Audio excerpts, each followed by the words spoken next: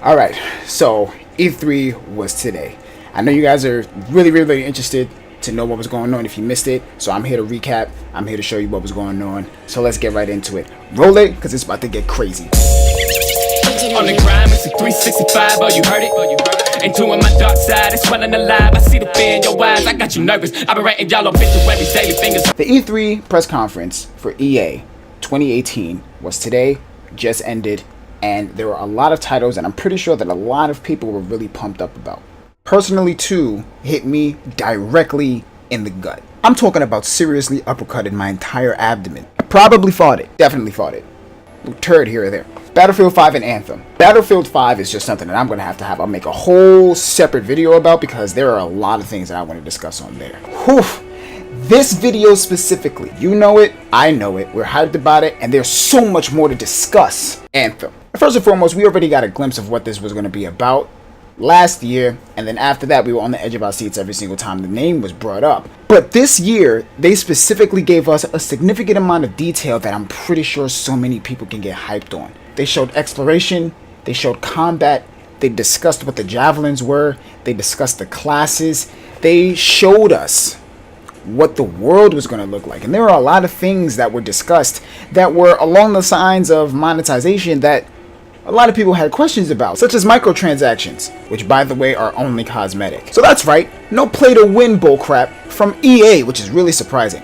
The main thing that I'm super hyped about besides the combat, the weaponry, and the exploration, the suits, the exosuits, the javelins. Now they definitely showed a lot of what they showed before, such as the heavier looking exosuit and the medium-sized exosuit. I believe in the past they dropped a name for one of the exosuits, which was Ranger, but this time we got the whole feed on what it actually is. First off, you got your Ranger. Average build. Looks like a really good balance between weaponry and abilities.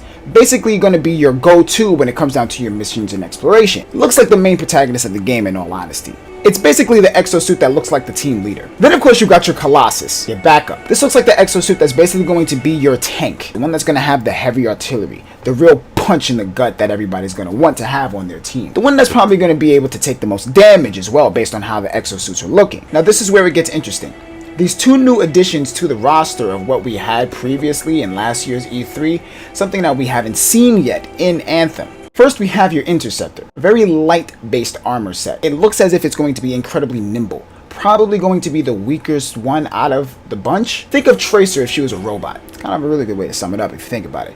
Incredibly in your face, annoying, kind of a pest, very effective when used properly, but also very weak when it comes down to damage intake. Definitely going to be one of the exosuits that can probably get taken out very fast. So you're probably going to have a very evasive playstyle. And then you got your Storm.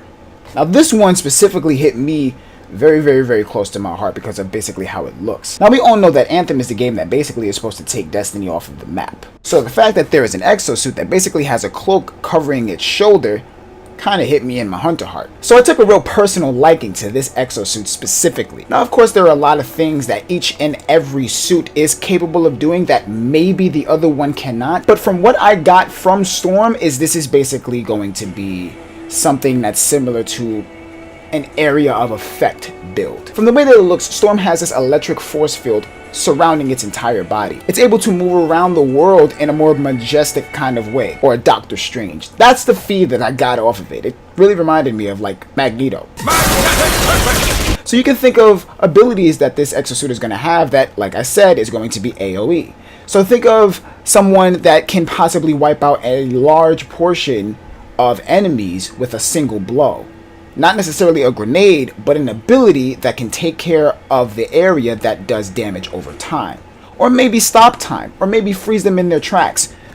Which, by the way, they have freeze grenades. I don't know about you guys, but this game incredibly caught me off guard. I really don't know if this is something that can be stopped or something that can be changed, but holy crap, did this entire reveal caught me off complete guard. Now I know that there are a lot of things that we still do not know. We do not know how combat is. We do not know if there's going to be player versus player activities. But what they did reveal out of everything is that this game, upon end game activity, is going to be left open, which means that there are going to be possibilities of events changes and activities, as well as story and lore that can be added. So think of expansion packs that can be added into this universe once you've finished the game. Another cool thing that they decided to add into this game as far as detail is that there are going to be scenarios that are going to be in real time. Things that are going to change around the world that are basically significant to season. The world is going to be revolving around you in a different aspect, so weather is going to be different. There are going to be changes in the world that are going to be 100% refreshing when it comes down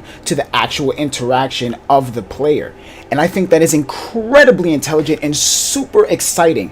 I really think that this is going to be something that's great. Now, I do need to say this. Because of the lack of information that we have upon gameplay, despite the hype that I have for this game, this is still a game that I do not know enough about to be 100% sold on it. It looks fantastic. I need to know the core style before I can sit there and say that this is going to be one of the greatest games of all time. I have a lot of hope for it with the different suits, exploration, open world, and lore, as well as loot. This game has incredible potential to be something fantastic and amazing, not only for players but content creators alike, and I really, really want this to work. So that's it for this video. Thank you guys for watching. I hope you really enjoyed it. I'm really hyped about Anthem. I hope you are too. You could definitely prepare for a lot of content that is going to be coming from me specifically about this game, and many more titles that have yet to be revealed for E3. Thank you again for watching. I hope you enjoyed it. Don't forget to like, hit that subscribe button, turn on those notifications for every single time that I update. Follow me on Twitter. You can see it right above at vnagitsune. Thank you again. I'll see you guys next time. Peace. On the grind, it's a 365, oh you heard it. And doing my dark side, it's swelling alive. I see the fear in your eyes, I got you nervous. I've been writing y'all obituaries, daily fingers.